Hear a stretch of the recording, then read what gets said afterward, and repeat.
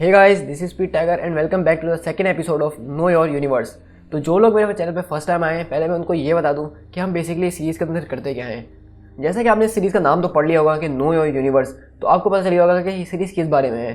तो इस सीरीज़ में मैं बेसिकली मार्वल यूनिवर्स के ऊपर सिर्फ और सिर्फ मार्वल, डीसी यूनिवर्स नहीं, सिर्फ मार्वल यूनिवर्स के कुछ सीक्रेट्स हैं, कुछ आइटम्स हैं, कुछ कॉस्मिक एंटिटीज़ हैं, उनका मैं ब्रेक डाउन करता हूँ, उनकी हिस्ट्री आपके साथ शेयर करता हूँ, उनकी पावर्स क्या हैं, मार्वल यूनिवर्स चलती किस तरह है, मार्वल यूनिवर्स में कौन कौन सी हायर पावर्स हैं और कौन कौन से ऐसे आइटम्स हैं जो कि इन्फिनिटी गॉन्टलेट से भी ज़्यादा पावरफुल हैं या उसके मुकाबले के हैं। तो ये सीरीज़ मैंने इसीलिए बनाई है और ये आज इसका सेकंड एपिसोड है। इसके लास्ट एपिसोड में मैंने इटर्नल्स, जो कि मार्वल की बहुत ज़बरदस्त रेस है, उसका पूरा ओरिजिन आपके साथ शेयर करा था और साथ साथ म्यूटेंट्स, क्री, स्क्रल और बहुत सारी रेसेस का ओरिजिन मैंने उसमें शेयर किया था। तो मेक श्योर कि आप मेरी उस वीडियो को देख लें, जिसका लिंक मैं नीचे डिस्क्रिप्शन में डाल दूँगा। लेकिन गाइस, आज का जैसा कि आपने टाइटल पढ़ लिया होगा, तो आज की ये वीडियो है हमारी मल्टीवर्स के ऊपर। वैसे मैंने इस वीडियो के लिए सेकंड एपिसोड जो मैंने सोचा हुआ था नो योर यूनिवर्स के लिए, वो एक अलग ही एपिसोड था, लेकिन मैं वो अभी आपको नहीं बताऊंगा क्योंकि वो स्पॉइल हो जाएगा। लेकिन मैंने कहा कि इससे पहले आप सबको पता होना चाहिए कि मल्टीवर्स क्या चीज़ है, वो किस तरह से काम करती है, उसके कौन कौन से एस्पेक्ट्स हैं जो कि आपको पता होने चाहिए। बहुत सारे लोग मैं जानता हूँ कि मल्टीवर्स को जानते होंगे कि बहुत सारी यूनिवर्सेस को कहते हैं, लेकिन इसके अंदर भी बहुत सारी डीप बातें हैं जो कि आपको पता होनी चाहिए। तो गाइस, मैं आपको बता दूं कि अब से मैं आपको जो भी सारी बातें बताऊंगा वो ज़रूरी नहीं है कि वो सिर्फ मार्वल यूनिवर्स के लिए ही लगें, बल्कि हो सकता है कि वो डीसी यूनिवर्स में भी काम आ जाएं और हो सकता है कि हमारी अपनी यानी रियल लाइफ में भी काम आ जाएं। तो ये साइंटिफिक बातें हैं और मैं इनको जितनी आसानी से हो सकेगा उतनी आसानी से आपके साथ समझाने की कोशिश करूँगा। सो गाइस, वीडियो स्टार्ट करने से पहले एक ही बात है कि मेरी आवाज़ थोड़ी सी हो रही है ख़राब क्योंकि मेरा था गला ख़राब, तो प्लीज़ इसको थोड़ा सा बर्दाश्त कर लीजिएगा। और ये वीडियो अगर लंबी हो जाए तो प्लीज़ शिकायत नहीं करिएगा क्योंकि ये वीडियो मैं आप ही लोगों के लिए बना रहा हूँ, मुझे इसमें कोई फ़ायदा नहीं मिलता है। सो गाइस, चलिए इस वीडियो को स्टार्ट करते हैं।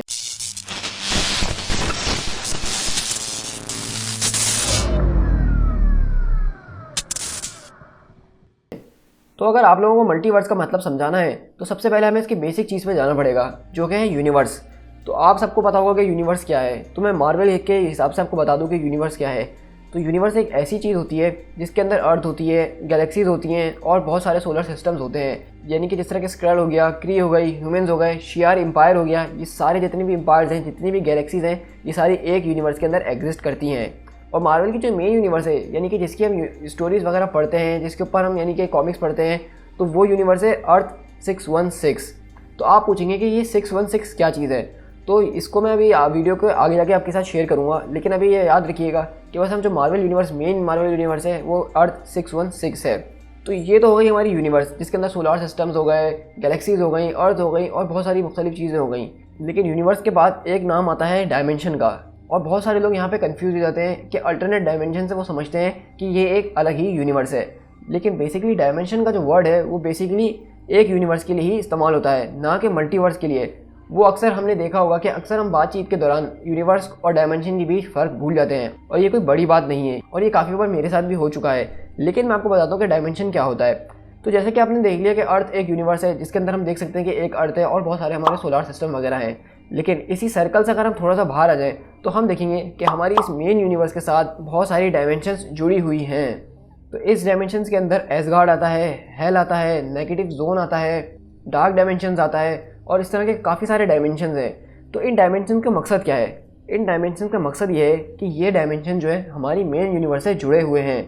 मतलब अगर ये डायमेंशन ख़त्म हो जाए किसी वजह से, जैसा कि समझ लीजिए मैंने रैग्नारॉक की स्टोरी शेयर करी थी, जिसमें हमने देखा कि एसगार्ड पे रैग्नारॉक आता है और एसगार्ड ख़त्म हो जाता है, उसके गॉड्स ख़त्म हो जाते हैं, लेकिन उसका हमारी यूनिवर्स यानी अर्थ वगैरह के ऊपर कोई इतना बड़ा फ़र्क नहीं पड़ा था, क्योंकि वो जो डायमेंशन है वो हमारी मेन यूनिवर्स से कनेक्टेड है। लेकिन मेन यूनिवर्स जो है वो हमारी है। मतलब अगर यूनिवर्स को कुछ हो जाता है तो एसगार्ड और उसके साथ बाकी कितने डायमेंशन है जैसे नेगेटिव जोन वगैरह, वो ऑटोमेटिकली ख़त्म हो जाएंगे। तो अगर हमें देखा जाए तो डायमेंशन उस चीज़ को कहते हैं जो कि मेन यूनिवर्स के ऊपर डिपेंड करती हो। इसको मैं और आसानी से आपके साथ इस तरह समझाता हूँ कि एसगार्ड के गॉड्स इस तरह से काम करते हैं, जब तक लोग एसगार्ड के गॉड्स के ऊपर विश्वास करेंगे, उनको मानेंगे, तब तक एसगार्ड काम करता रहेगा। जिस दिन अर्थ के लोगों ने एसगार्ड के लोगों को मानना छोड़ दिया और उनको एक आम आदमी समझने लगे, तो उनका गॉड्स वाला मकसद ख़त्म हो जाएगा और वो भी एक आम इंसान और आम आदमी बन जाएंगे। तो इस तरह मार्वल यूनिवर्स ने बताया गया है कि ये जो गॉड्स हैं वो हम ह्यूमंस के ऊपर डिपेंडेड हैं। मतलब अगर हम ह्यूमन उनको पूछना छोड़ देंगे तो वो गॉड्स नहीं रहेंगे, और इसी तरह उनकी डायमेंशन चल रही है। चलिए, डायमेंशन तो मैंने आपको समझा दिया है और आई होप कि आपको अच्छे से समझ में भी आ गया होगा। तो इसमें से हम कुछ खास डायमेंशंस की बात करते हैं जो कि हमें मार्वल यूनिवर्स या मार्वल कॉमिक्स में बार बार नज़र आती हैं। ये उनका एक बहुत बड़ा इंपॉर्टेंट रोल है। तो सबसे पहले जो डायमेंशन आती है वो है हीरोज़ रीबॉर्न की डायमेंशन।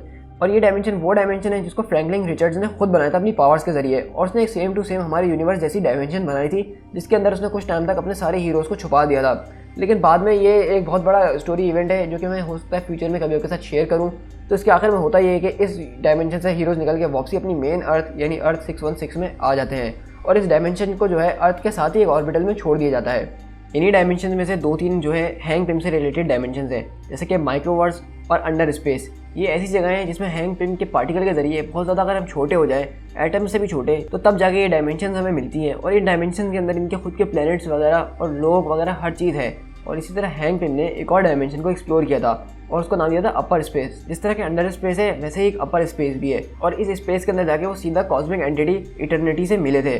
اور وہاں پہ جا کے ایٹرنیٹی اتنا زیادہ ان سے امپریس ہوا کہ ایٹرنیٹی نے اس کو ارتھ کا سائنٹسٹ سپریم بنا دیا. جس طرح کہ ایک سوسرر سپریم ہوتا ہے اسی طرح سائنٹسٹ سپریم بنا دیا. اور اس طرح اگر ہم بات کریں نیگیٹو زون کی, تو نیگیٹو زون بہت زیادہ آپ نے سنا ہوگا. یہ ڈائمینشن جو ہے ارتھ سے بہت زیادہ کنیکٹڈ ہے, اور اس کے اندر سب سے خطرناک ولن رہتا ہے جس کا نام ہے انائلس. اور یہاں پہ بھی اگر ہم دیکھیں تو بہت سارے پلینٹس وغیرہ ہیں, اور یہاں کی سب سے بڑی بات یہ ہے کہ یہاں پہ انسان جو ہے آرام سے سانس لے سکتا ہے. یہاں کا ایٹماسفیئر بالکل ارتھ جیسا ہے, بس فرق ایک اتنا ہے کہ اس یونیورس میں ہر چیز جو ہے نیگیٹیولی چارجڈ ہے نہ کہ پازیٹیولی. اسی وجہ سے اس کو نیگیٹو زون کہا جاتا ہے. اور بہت سارے لوگ اس بات سے کنفیوز ہیں کہ نیگیٹو زون جو ہے جتنی بھی ملٹی ورس ہے ان کے اندر صرف ایک ہی نیگیٹو زون ہے, لیکن ایسا نہیں ہے. نیگیٹو زون بھی ایک ڈائمینشن ہے اور ہر ارتھ کے ساتھ اس کا نیگیٹو زون اپنا ہوتا ہے, تو اس لیے ہم اس کو ایز اے ڈائمینشن کاؤنٹ کر رہے ہیں. اسی طرح اگر ہم بات کریں ہیل, ایسگارڈ جہاں پہ ہیلا وغیرہ رول کرتی ہے اور اوڈن وغیرہ رہتے ہیں, تو یہ سارے بھی ڈائمینشنز کہلاتے ہیں, اور یہ بہت زیادہ امپورٹنٹ ڈائمینشنز ہیں مارول یونیورس کے اندر. سو گائز یہاں تک تو آپ سمجھ گئے ہوں گے کہ میں نے آپ کو پہلے یونیورس سمجھایا اور اس کے بعد سمجھایا کہ ڈائمینشنز کیا ہوتی ہیں. تو اب آپ زیادہ اچھے طریقے سے سمجھ گئے ہوں گے کہ ڈائمینشن جو ہے ہماری مین یونیورس یعنی مین ارتھ سے کنیکٹڈ ہوتی ہے اور اس پہ ڈیپینڈ کرتی ہے. اگر ہماری ارتھ ختم ہو جائے, ہماری یونیورس ختم ہو جائے, تو ان ڈائمینشنز کا کوئی فائدہ نہیں ہے. چلیے اب ہم اس سرکل سے تھوڑا سا اور باہر آتے ہیں. یہ سرکل تو آپ نے دیکھ لیا اور آپ کو ڈائمینشن اور یونیورس سمجھ میں آ گئی ہوگی. اب سمجھ لیجیے کہ سیم یہی سرکل ہے دونوں, اور ان کو کاپی پیسٹ کر کے ہم نے ایک اور جگہ بنا دیا. تو بیسیکلی ہوا یہ کہ ہماری جیسی ایک اور یونیورس بن گئی جس کے اپنے ڈائمینشنز ہیں, اپنے ایسگارڈ ہیں, اپنا نیگیٹو زون ہے. تو یہ کہلائے گی الٹرنیٹ ریئلٹی یا پھر پیریلل یونیورس یا پھر ملٹی ورس کے اندر ایک اور یونیورس. تو اسی طرح جو ہے یہ ملٹی ورس کا کانسیپٹ آیا کہ جیسے کہ ایک ہماری ارتھ ہے اس سے سملر یا پھر تھوڑی سی ڈفرینٹ ایک اور ارتھ ہے, اور اس کے ہر چیز اپنی ہے, اس کی ڈائمینشن اپنی ہے, اس کا ہیل اپنا ہے, اس کا ایسگارڈ اپنا ہے, اس کا تھور اپنا ہے. تو اس چیز کو کہا جاتا ہے ملٹی ورسل کانسیپٹ, اور یہ ہے بیسیکلی ملٹی ورس, یعنی کہ ایک سے زیادہ ارتھس کا موجود ہونا وہ ملٹی ورس کہلاتا ہے. یعنی کہ ملٹی ورس اس کو کہا جاتا ہے جس کے اندر ایک سے زیادہ ارتھس ہوں. اگر ایک ارتھ ہوگی تو وہ صرف یونیورس کہلائے گی, لیکن اگر ایک سے زیادہ ارتھ ہے اور اس کے اپنے اسپیس ہے, اس کا اپنا ٹائم چلتا ہے, تو وہ پھر ملٹی ورس کا حصہ بن جاتی ہے. اسی طرح مارول یونیورس کے اندر انفینائٹ نمبرز آف یونیورسز ہیں, انفینائٹ نمبرز آف ارتھ ہیں, اور ان کے ریلیٹڈ ان کی ڈائمینشنز ہیں. تو اس طرح مارول یونیورس کے اندر اگر ہم ملٹی ورس کی بات کریں تو مارول کے اندر بہت بڑی ملٹی ورس ہے. چلیے میں کچھ خاص آلٹرنیٹ یونیورسز اور ٹائم لائنز کی آپ کو بتاتا ہوں. جیسے کہ آپ کو پتا ہے کہ ہماری ارتھ 616 جو ہے ہماری ٹائم لائن اور ہماری یونیورس ہے, جتنے ایونٹ ہوتے ہیں وہ سارے اس کے اندر ہوتے ہیں. اور اسی طرح ایک دوسری یونیورس ہے جس کا ڈیزگنیشن نمبر ہے ارتھ 1610, اور یہ الٹیمیٹ یونیورس کہلاتی ہے. اور یہ ہماری مین یونیورس کے بعد سب سے زیادہ پاپولر یونیورس ہے مارول کامکس کے اندر. اسی یونیورس ہے اسپائڈر مین یعنی کہ مائلز موریلس بلانگ کرتا ہے, جس کے اوپر ہم نے تھوڑے دن پہلے ایک مووی بھی دیکھی تھی. اور بیسیکلی یہ الٹیمیٹ یونیورس بنانے کا مقصد یہ تھا کہ اس یونیورس کو جو ہے بہت زیادہ ریئل ورلڈ سے کنیکٹڈ ہو کے بنایا گیا ہے. مطلب کامکس میں تو ویسے کچھ بھی ہو جاتا ہے, لیکن الٹیمیٹ یونیورس کے اندر اس بات کا خیال رکھا گیا تھا کہ وہ اس چیزوں کو ہی دکھائیں جو کہ اصلی ورلڈ میں پاسبل ہو سکتی ہیں. اور اس یونیورس کا سٹارٹ 2000 کے اندر ہی ہوا تھا, اور اس کا پہلا کامک جو تھا وہ الٹیمیٹ اسپائڈر مین کا کامک تھا. اسی طرح جو ہم مارول سنیمیٹک یونیورس دیکھتے ہیں جس کو ہم MCU کے نام سے جانتے ہیں, جس میں ہم دیکھ رہے ہیں تھینوس آج کل بہت چھایا ہوا ہے, Avengers and game, Avengers infinity وار جس میں ہو رہی ہے, اس ارتھ کو بھی مارول والوں نے ایک ڈیزگنیشن نمبر دیا ہوا ہے, اور اس کا نمبر ہے ارتھ 199999. اور یہ وہ یونیورس ہے جو کہ آئرن مین کے ساتھ شروع ہوئی تھی 2008 کے اندر, اور مجھے نہیں لگتا کہ مجھے اس کے بارے میں آپ کو کچھ بھی بتانے کی ضرورت ہے. اور اسی طرح ایک بات دھیان میں رکھیے گا کہ جو فاکس کی موویز ہیں جس میں فینٹاسٹک فور, ڈیڈ پول اور ایکس مین آتے ہیں, وہ فی الحال اس والی ارتھ ڈیزگنیشن کے اندر نہیں آتی ہیں. ان کی ڈیزگنیشن الگ ہے, لیکن اس کا ہمیں کوئی نمبر نہیں دیا گیا ہے. لیکن جیسا کہ ہمیں پتا ہے کہ ڈزنی اور فاکس کی ڈیل ہو چکی ہے, ہو سکتا ہے کہ وہ سارے کریکٹرز بھی اب اس یونیورس کے اندر آ گئے ہوں. اس کے بعد آخری جو یونیورس میں آپ کے ساتھ شیئر کرنا چاہوں گا جو کہ میری بہت زیادہ فیوریٹ ہے, وہ ہے اولڈ مین لوگن یونیورس, اور اس یونیورس کا ڈیزگنیشن نمبر ہے ارتھ 807128.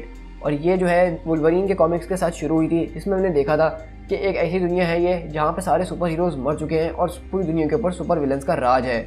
تو یہ ٹائم لائن بہت زیادہ زبردست ہے, اور اس کے اوپر میں بہت جلد کامکس بنانے والا ہوں.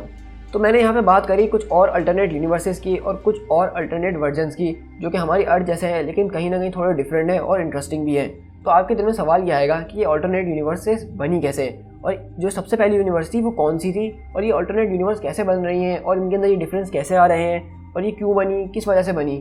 تو سب سے پہلے میں آپ کو ایک نئی تھیوری دینے جا رہا ہوں جو کہ مارول کامکس کے اندر فالو کی جاتی ہے, اور اس کا نام ہے برانچ تھیوری. سمجھ لیجئے یونیورس شروع ہوئی اور ایک سیدھی لائن شروع ہو گئی. یہ سیدھی لائن سمجھ لیجئے ایک یونیورس ہے, مطلب جس یونیورس کے اندر ہم ہیں اس کو سپوز کر لیتے ہیں ہم یہ ارتھ 616 ہے جو کہ ہماری مین یونیورس ہے. یہ کافی ٹائم تک سیدھی طرح سے چلتی رہی millions of billions of years گزر گئے. اور فار ایگزامپل سمجھ لیجیے کہ ایک ٹائم ایسا آیا جہاں پہ ہم دیکھتے ہیں کہ سول وار کا ایونٹ شروع ہونے والا ہے. آپ کو اگر یاد ہو تو سول وار کا ایونٹ کامکس میں اس وجہ سے شروع ہوا تھا کیونکہ ایک میوٹینٹ اسپیڈ بال جو تھا اپنی ریٹنگ کے چکر میں ایک سپر ویلن کے گھر میں گھس گیا تھا اور وہاں پہ دھماکہ ہوا اور 600 بچے مارے گئے تھے, اور اسی کی وجہ سے سپر ہیرو رجسٹریشن ایکٹ کو لاگو کر دیا گیا تھا, اور اسی رجسٹریشن ایکٹ کی وجہ سے سول وار کا ایونٹ ہوا. سپوز کیجئے کہ یہ ہماری یونیورس کی لائن بالکل سیدھی جا رہی تھی. اب ہم پہنچ گئے سول وار کے ایونٹ میں. اب جیسے کہ آپ کو پتا ہے کہ اسپیڈ بال نے دھماکہ کروایا اور اس کی وجہ سے سول وار کا ایونٹ شروع ہوا, تو وہ یونیورس ہم کنٹینیو کر رہے ہیں. لیکن اسی کے ساتھ ساتھ آپ سوچئے, امیجن کریے میرے ساتھ کہ جب اسپیڈ بال وہاں پہ جا رہا تھا اس کے دل میں خیال آیا, اس نے بولا کہ نہیں یار ہمیں یہاں پہ نہیں جانا چاہیے, ہو سکتا ہے کہ اب ہم اتنے بڑے نہیں ہوئے ہوں اور اتنے بڑے ولن سے پنگا نہیں لینا چاہیے, اور وہ لوگ وہاں سے واپسی مڑ کے کہیں اور اپنا شو کرنے کے لیے چلے گئے ہوں, اور وہاں پہ وہ دھماکہ نہ ہوا ہو, اور وہ اسکول کے 600 بچے نہ مرے ہوں, اور وہ رجسٹریشن ایکٹ پاس نہ ہوا ہو, اور اسی کی وجہ سے الٹیمیٹلی سول وار کا ایونٹ بھی نہ ہوا ہو. تو اب یہاں سے ہمارے پاس جو ایک سیدھی لائن جا رہی تھی اس میں دو لائنز اور بن گئی ہیں. ایک وہ لائن بن گئی ہے جس میں سول وار کا ایونٹ ہوا ہے, اور ایک لائن وہ ہے جس میں سول وار کا ایونٹ نہیں ہوا. تو اسی طرح یہ آلٹرنیٹ یونیورس اور آلٹرنیٹ ریئلٹی بن چکی ہے. اسی طرح پھر یہ دونوں یونیورس کنٹینیو ہوتی ہیں, اور آگے جا کے ان کی یونیورس میں کچھ ایسا ایونٹ آتا ہے جہاں پہ ایک ہاں میں آنسر ہوتا ہے اور ایک نا میں آنسر ہوتا ہے, تو وہ دو یونیورس اور بن گئیں. پھر اسی طرح ان دو کو میں بھی جات کے اور دو ڈیوائڈ ہوتی ہیں, اور پھر ان دو سے اور دو ڈیوائڈ ہوتی ہیں. تو اس کا مطلب یہ ہے کہ اس طرح ہمارے پاس انفینائٹ نمبرز آف یونیورسز ہو جاتی ہیں. کیونکہ اگر ہم دیکھیں کہ یونیورس 13 بلین ایئرس اگو سے چل رہی ہے, تو اب تک اس کے اندر ایسے بہت سارے مقام آئے ہوں گے جہاں پہ کسی ایک پرسن کو کوئی ایک ڈیسیجن لینا ہوگا, اور جو اس کا ڈیسیجن ہے وہ بہت زیادہ یہاں پہ معنی رکھتا ہے. وہ جو ڈیسیجن لے گا اس سے پوری کی پوری ٹائم لائن چینج ہو سکتی ہے, اور پوری کی پوری ایک الگ یونیورس بن سکتی ہے. اس لیے کہتے ہیں کہ اگر ہم ٹائم ٹریول کرتے ہیں پیچھے جا کے اور کچھ بیکورڈ میں جا کے کچھ ہم چینج کر دیں, تو اس کی وجہ سے پوری ٹائم لائن کے اندر ادھل پھدل مچ جاتی ہے, کیونکہ آپ نے بیسیکلی ایک پوری یونیورس, ایک پوری الٹرنیٹ یونیورس کو چینج کرنے کی کوشش کری ہے, تو اس کا انجام ہمیشہ برا ہوتا ہے. تو اگر آپ مجھ سے پوچھیں گے کہ یہ 616 کیا ہے, تو بیسیکلی مارول نے اس کی کوئی خاص ایکسپلینیشن نہیں دی ہے.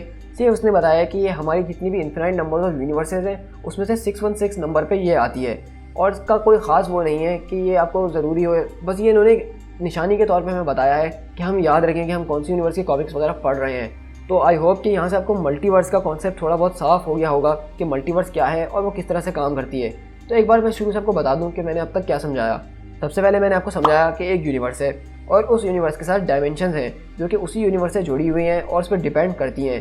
لیکن اگر ہم اسی یونیورس کو کاپی کر کے دوسری جگہ پیسٹ کر دیں اور اس میں تھوڑی سی ڈفرینسز کر دیں, تو وہ ایک اور یونیورس یا آلٹرنیٹ یونیورس بن جاتی ہے. اور اسی طرح ایک سے زیادہ یونیورسز کو ملٹی ورس کہا جاتا ہے. اور ایک مارول یونیورس کے اندر میں نے آپ کو جیسا کہ بتایا کہ infinite numbers of multi versus ہے, یعنی کہ اتنی زیادہ یونیورسز ہیں کہ آپ گن بھی نہیں سکتے ہیں. اس میں سے کچھ خاص آلٹرنیٹ یونیورسز میں نے آپ کو بتائی, اور میں نے ان کو بتایا کہ ان کا ریزن کیا ہے. تو ان کا ریزن یہی ہے کہ مارول جو ہے ایک برانچ تھیوری فالو کرتا ہے. جس طرح ایک یونیورس جو ہے برانچ میں ڈیوائڈ ہوتی جاتی ہے اور وہ کبھی رکتی نہیں ہے. اب یہاں تک تو آپ ملٹی ورس کا کانسیپٹ سمجھ ہی ہوں گے, لیکن اس ملٹی ورس کے باہر بھی ایک اور یونیورس ہے, اور اس کو کہتے ہیں بیونڈ ورس. جی ہاں, آپ کے کان تو ضرور کھڑے ہو گئے ہوں گے اس کا نام سن کے. بیونڈ ورس دراصل وہ یونیورس ہے جہاں پہ بیونڈرز رہتے ہیں, اور وہ مارول کے one of the most powerful beings ہیں. ون ابو آل کے بعد اگر کوئی موسٹ پاورفل بینگ ہے تو وہ بیونڈرز ہیں, اور یہ اتنے زیادہ پاورفل ہیں کہ 3 بیونڈرز نے مل کے لیونگ ٹرائبیونل کا کام تمام کر دیا تھا. تو یہاں سے آپ اندازہ لگا سکتے ہیں کہ بیونڈرز کی پاور کتنی زیادہ ہے کہ انہوں نے لیونگ ٹرائبیونل کو مار دیا, جو کہ ملٹی ورسل گاڈ مانا جاتا ہے. کچھ بینگز ہوتے ہیں جو صرف ایک یونیورس کے اندر ہوتے ہیں, جیسے ہر یونیورس کے اندر اس کا اپنا گیلیکٹس ہوگا, ہر یونیورس کے اندر اس کی اپنی ایٹرنیٹی ہوگی. لیکن لیونگ ٹرائبیونل ایک ایسا کریکٹر ہے جو کہ جتنی بھی ساری یونیورس ہیں اس میں صرف ایک ہی لیونگ ٹرائبیونل ہوگا جو کہ ساری ملٹی ورسز کو دیکھتا ہے. لیکن جو بیونڈرز ہیں جو کہ بیونڈ ورس سے آئے ہیں, جو کہ ان ساری ملٹی ورس کے اوپر ایک جگہ پہ رہتے ہیں, وہ اتنے زیادہ طاقتور ہیں کہ 3 بیونڈرز نے مل کے لیونگ ٹرائبیونل کا کام تمام کر دیا تھا. تو آپ زیادہ ٹینشن نہیں لیجیے, کیونکہ میری جو نیکسٹ ویڈیو ہونے والی ہے وہ بیونڈرز کے اوپر ہی ہونے والی ہے, اور اسی وجہ سے مجھے آپ کو ملٹی ورس کا کانسیپٹ سمجھانا تھا تاکہ آپ کو بیونڈ ورس اور بیونڈرز کا کانسیپٹ سمجھ میں آئے.